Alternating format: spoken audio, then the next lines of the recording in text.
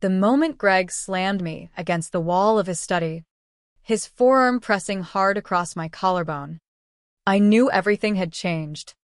The sharp crack of my head hitting the wood paneling sent stars exploding behind my eyes. But it was the raw fury in his voice that truly terrified me.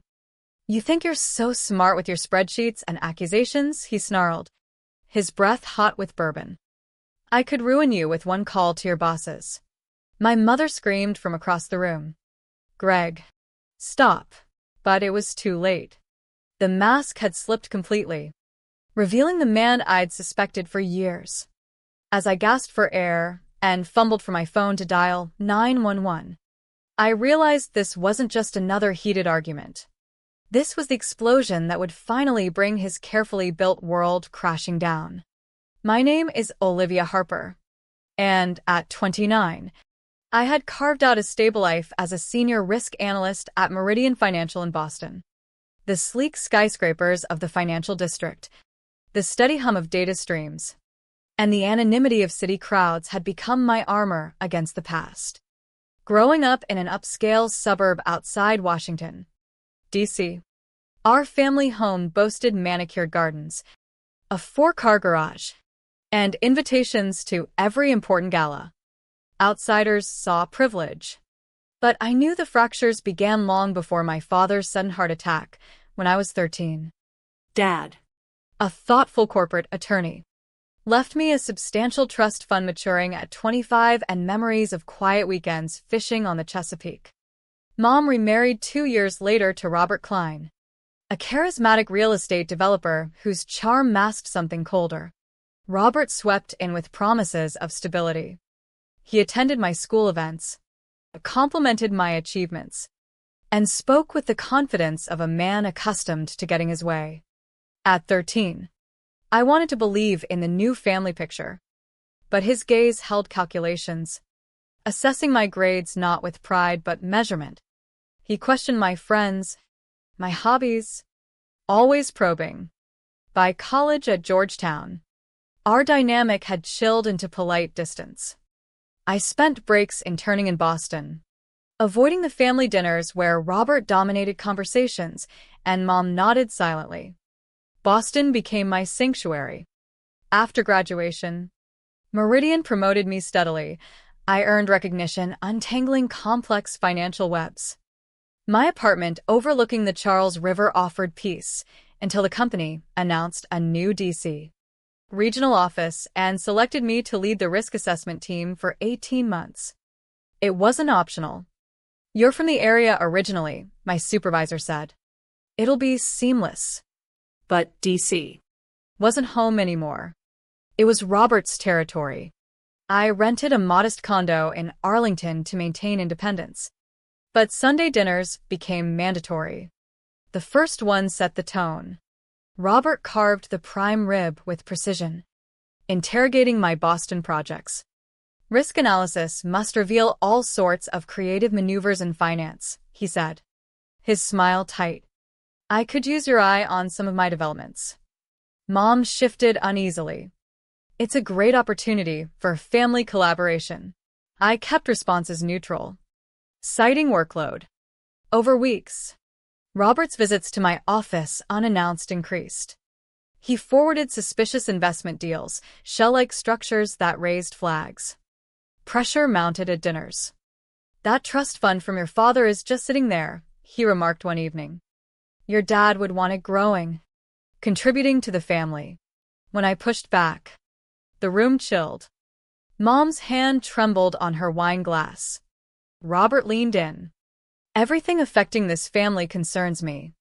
We've shouldered costs maintaining those old investment parcels." That night, I began digging using Meridian's databases. 3 parcels Dad purchased as long-term holdings, now valued near $2 million, had transferred to Robert's Klein Realty Ventures. Mom's signature on documents looked forged, inconsistent with her usual style. I started a dedicated journal, separate from casual notes, dates, quotes, photographed records, saved emails. Every red flag captured meticulously. born from years of dismissed concerns. Robert's intrusions escalated. He cornered me post-dinner one Sunday. "You've been checking records." Disrespectful.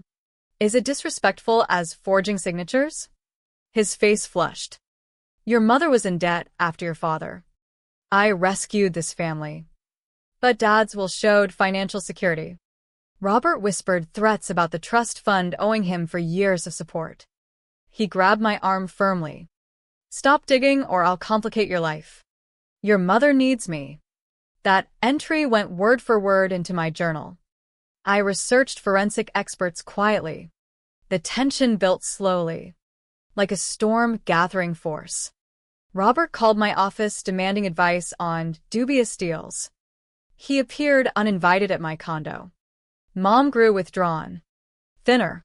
Defending him vaguely, he's stressed. But I saw the pattern, systematic pressure to access the trust maturing soon. My journal filled with observations, veiled threats as advice. Suspicious company names dropped casually. Returning to D.C. meant confronting shadows Robert cast for over 15 years. I documented relentlessly, sensing a reckoning approaching. Little did I know my journal would become the weapon dismantling his kingdom. The pressure intensified through February and March. Robert's emails copied to Mom framed family planning sessions as interrogations. He pushed harder for co-trustee access to my fund, claiming family security. I prepared spreadsheets showing discrepancies in property transfers and phantom fees. The pivotal Thursday dinner arrived framed as routine finances, but felt like ambush. Robert greeted me, smiling widely. Bourbon evident. Mom wrung her hands, suggesting delay. He dismissed her, ushering us into his mahogany-paneled study lined with documents. "Olivia, sign these authorizing me as co-trustee," he announced. I refused flatly. His face darkened. Mom whispered Robert knew best. I pull my folder. "Let's discuss what Robert truly knows, like transferring Dad's properties to his company with questionable signatures, fake management fees, and the undisclosed second mortgage on this house." Silence fell. Mom's head snapped up. "What second mortgage?" Robert slammed the desk. "You have no idea." I cited copies, forged deeds, leveraged assets. Mom stood. "You mortgaged my house without telling me?" The house was her separate pre-marriage property. Robert snapped it was for family investments. Voices rose. He admitted leveraging assets, claiming Mom's incompetence required his management. I revealed emails discussing liquidating before trust maturity. Robert roared. "Your father is dead 16 years. I'm the one who stepped up." He accused me of destroying family over money. As he lunged, shoving me hard against the wall, Mom screamed. His forearm pinned me. Stars burst as my head impacted. "Drop this or lose everything, your job. Reputation," he threatened. Mom pulled him off, threatening police. I dialed 911, reporting assault.